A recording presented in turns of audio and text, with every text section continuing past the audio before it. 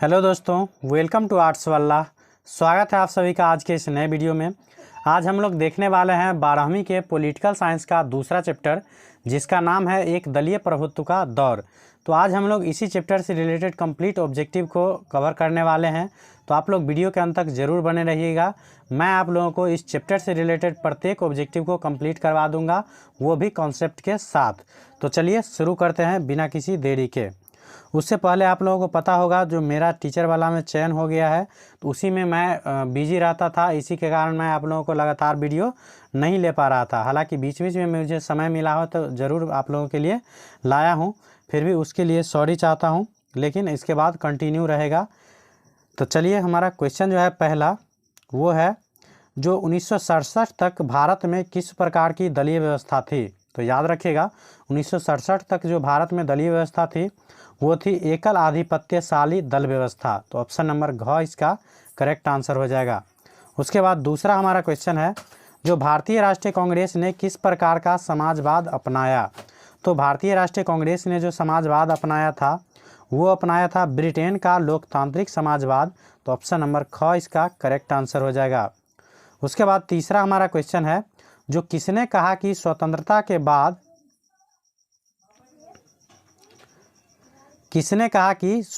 के बाद कांग्रेस मात्र पार्टी नहीं बल्कि वह सरकार, राज्य, यहाँ तक कि देश जैसी हो गई है।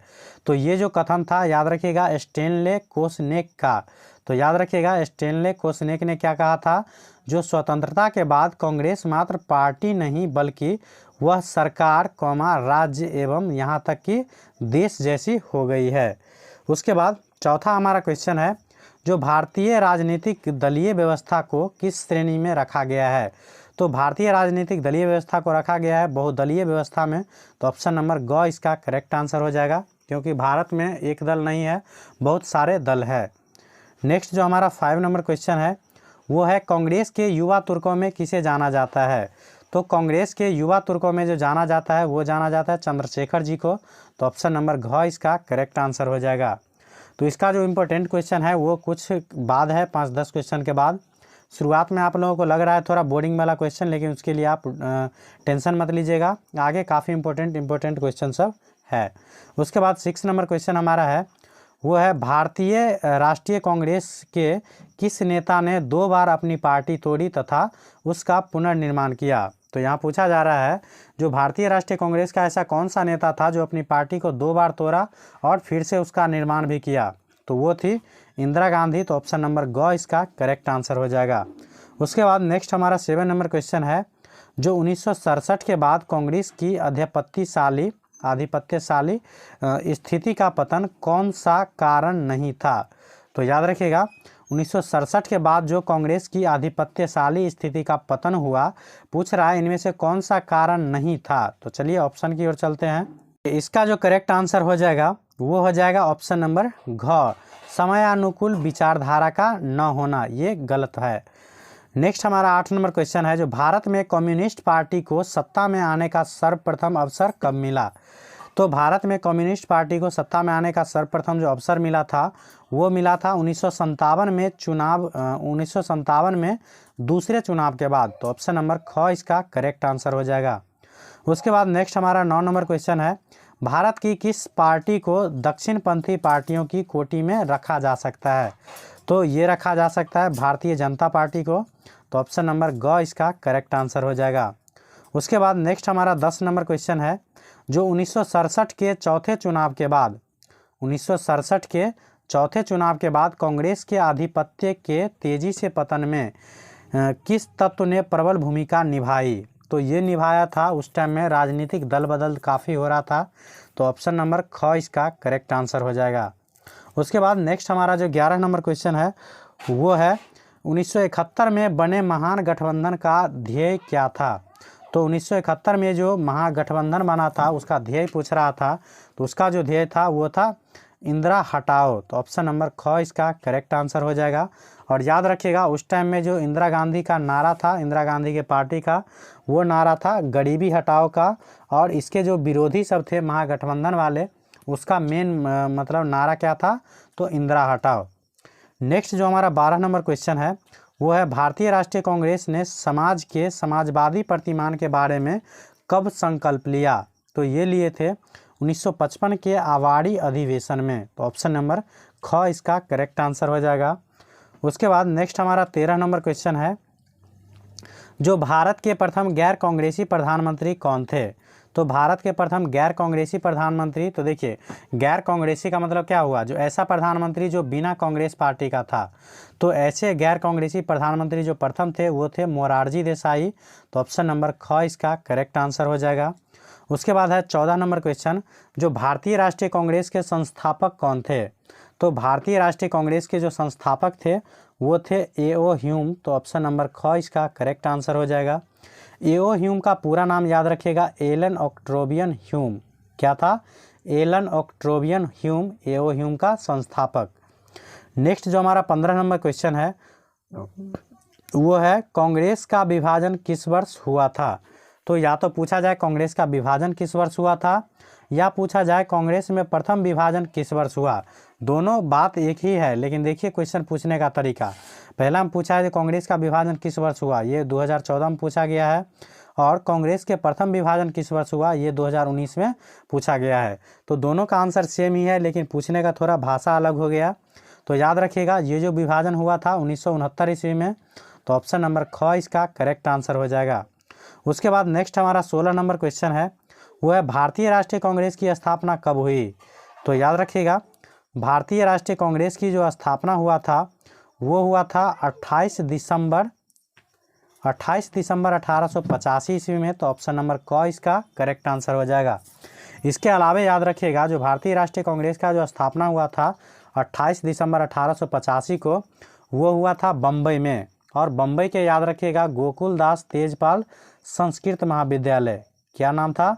गोकुलदास तेजपाल संस्कृत महाविद्यालय, जिसमें कांग्रेस का स्थापना हुआ था। और वो हुआ कहाँ था? तो बम्बई में। लेकिन वास्तव में इसका स्थापना होने वाला था कहाँ? पुणे में। लेकिन पुणे में क्या हुआ था? तो प्लेग नामक एक बीमारी फैल गया था, जिसके कारण भारतीय राष्ट्रीय कांग्रेस की वहाँ बैठक नहीं हो पाई और इसकी जो स्थापना हो गई वो हुआ मुंबई में। तो याद रखिएगा इस प्रकार से मैंने जो एक्स्ट्रा क्वेश्चन बताया है वो भी आप लोगों के लिए काफ़ी इम्पोर्टेंट है, इसे फालतू मत समझ लीजिएगा। नेक्स्ट जो हमारा 17 नंबर क्वेश्चन है वो है, प्रथम आम चुनाव में निम्नलिखित में से किस प्रांत में कांग्रेस को पूर्ण बहुमत प्राप्त नहीं हुआ था? तो पूछ रहा है जो प्रथम आम चुनाव में किस प्रांत से कांग्रेस को पूर्ण बहुमत नहीं मिला था? तो वो था ओडिशा। तो ऑप्शन नंबर क इसका करेक्ट आंसर हो जाएगा। उसके बाद नेक्स्ट हमारा 18 नंबर क्वेश्चन है, जो भारत की राष्ट्रपति प्रतिभा देवी सिंह पाटिल का क्रम के हिसाब से स्थान क्या है? तो पूछा जा रहा है जो भारत की जो राष्ट्रपति थी प्रतिभा देवी सिंह पाटिल, उसका क्रम के हिसाब से कौन सा स्थान था? तो याद रखिएगा वो थे 13वें नंबर के राष्ट्रपति। वैसे पूछा जाए जो भारत के प्रथम महिला राष्ट्रपति कौन थी? तो याद रखिएगा प्रतिभा देवी सिंह पाटिल। तो याद रखिएगा महिला में प्रथम राष्ट्रपति प्रतिभा देवी सिंह पाटिल। और क्रम के हिसाब से पूछा जाए तो याद रखिएगा 13वें नंबर के राष्ट्रपति थे प्रतिभा देवी सिंह पाटिल। नेक्स्ट जो हमारा 19 नंबर क्वेश्चन है वो है, धारा 370 का संबंध किस प्रदेश से था? तो धारा 370 का जो संबंध था वो था जम्मू कश्मीर से। तो ऑप्शन नंबर घ इसका करेक्ट आंसर हो जाएगा।